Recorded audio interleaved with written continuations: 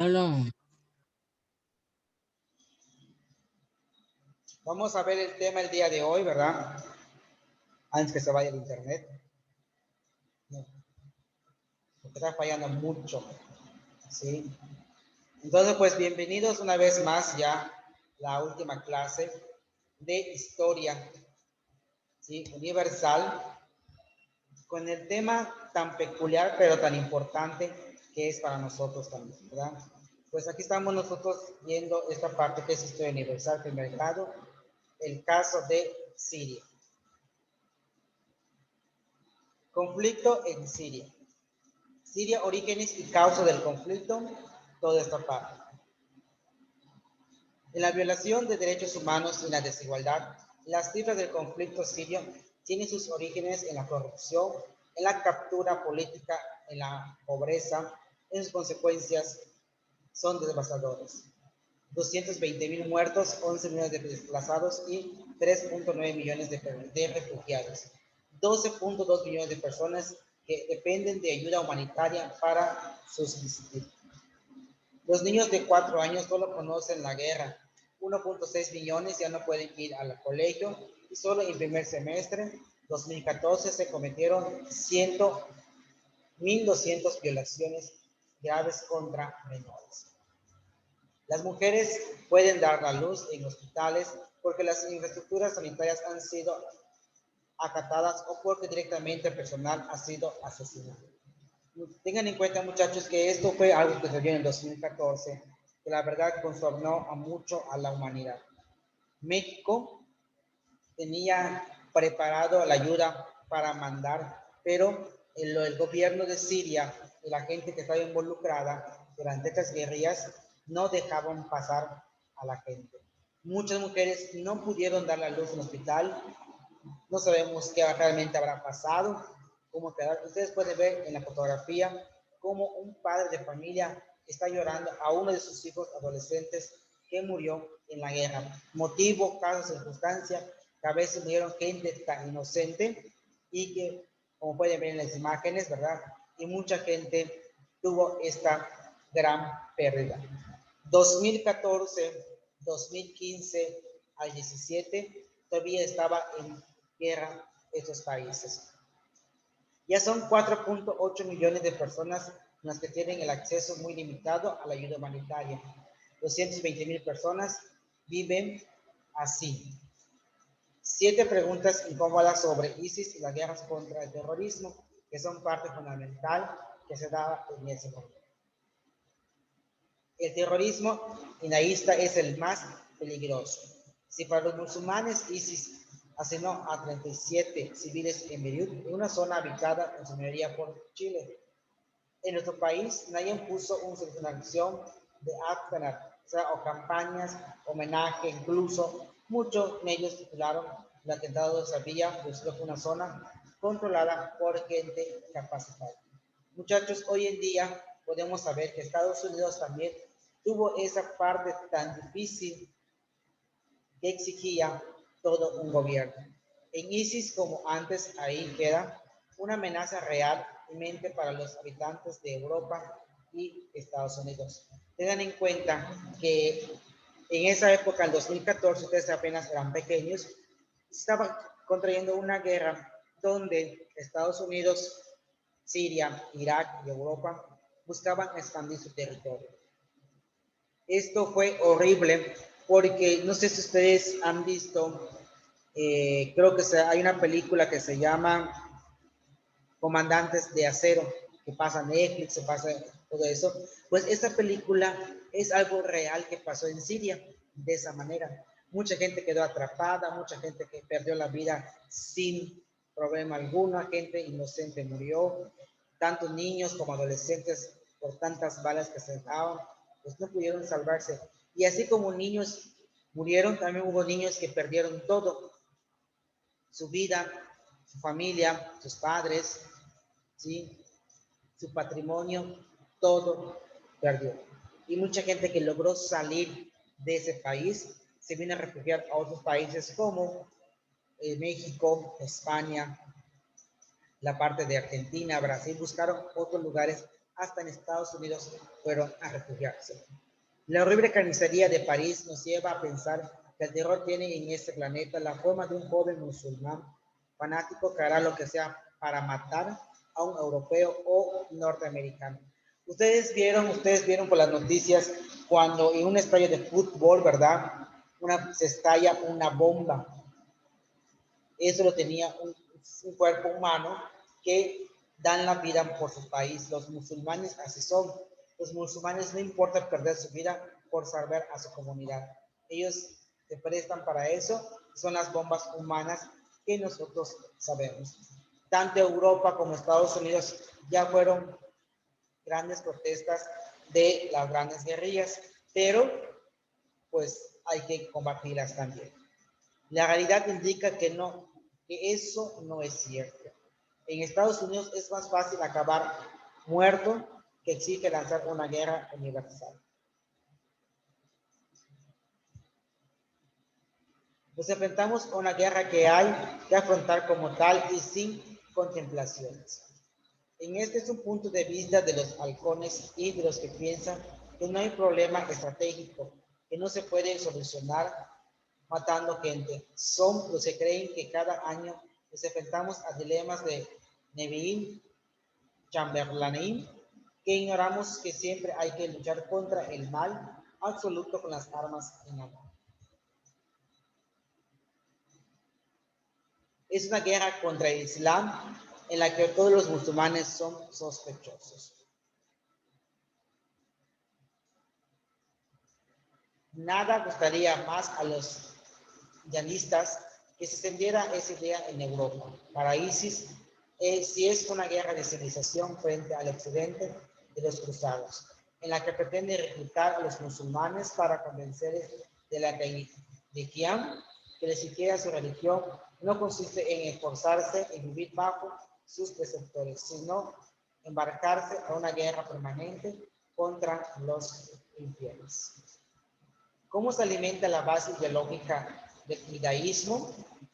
La superioridad racista y xenófoba se sienten ya los judaístas, tienen uno de los principales orígenes contemporáneos en el babaísmo saudí. En estos momentos tan dolorosos sería de mal gusto destacar que los valores republicanos franceses tienen un precio. Eso sí es muy alto. En Francia venderá a Riad todas las armas que necesita. Por ejemplo, para sostener futuras guerras como la actual de Yemen, quizá esas armas vuelvan para despertar en nuestro sueño dentro de unos años, aunque habrá quienes digan que somos inocentes.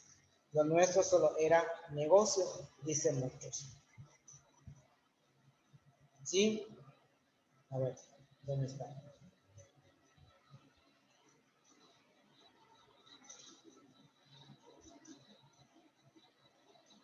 Por aquí lo vi, por aquí lo vi, por aquí lo vi.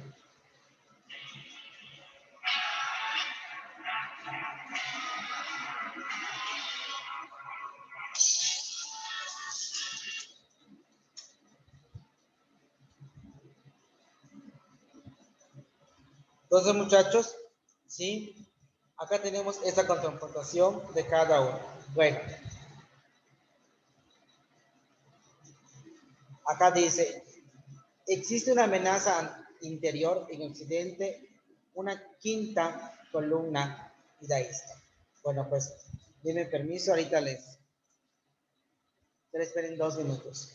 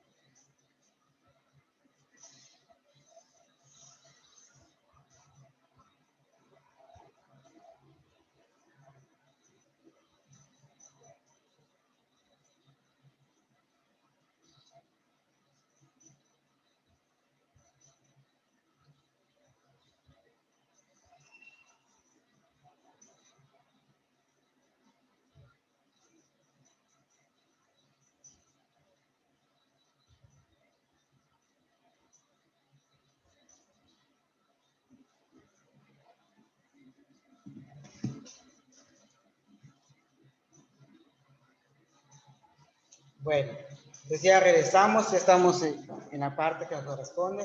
Entonces dice acá que existe una amenaza para la política, sí, para la política interior de Occidente. Sí existe una amenaza como hasta el día de hoy. Y si fuera así, hace tiempo que atentados contra los de Madrid, Londres, París, habrían repetido estas cosas.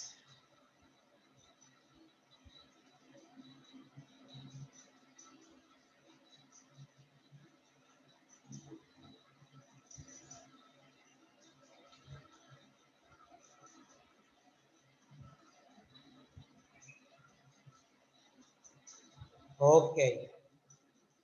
Nada más. Bueno, que yo termine les digo. ¿Sí?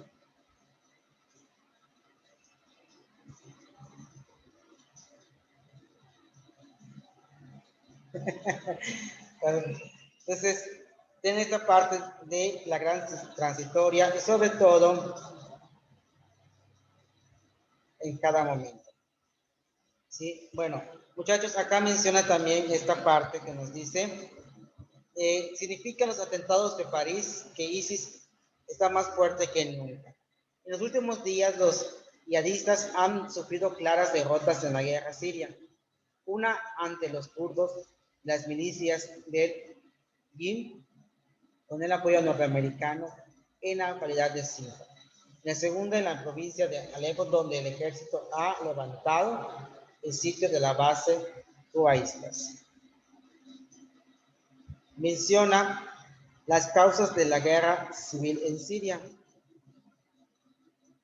Fíjense, muchachos, que así se ve Siria en ese tiempo, en que estaba la guerra, en que estaba la parte de toda esta aceptación de la guerra.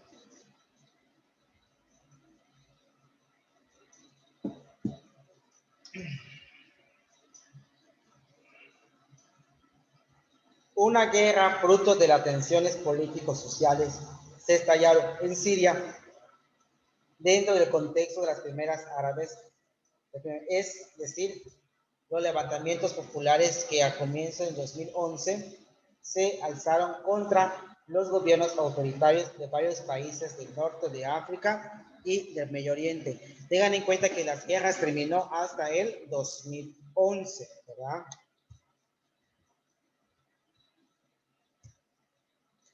Intentando entender el abismo siberio. Vean, ¿no?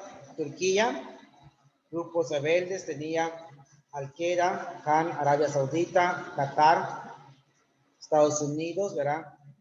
Los gobiernos de Rusia, Irak, Irán, Irak, Israel. Aliados, enemigos y apoyos. Aquí estaban toda esta parte. El contexto histórico.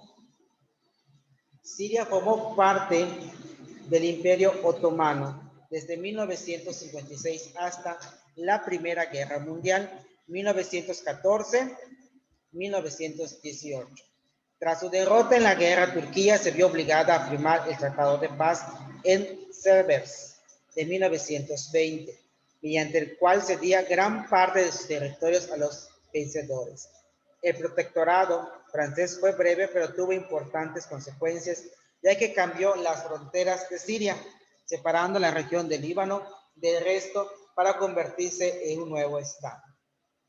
Siria, el riesgo de una generación perdida. Es una gran realidad. Más de 14 millones de niños de la región sufren los efectos del cada vez más intenso conflicto que se ve desarrollado en Siria.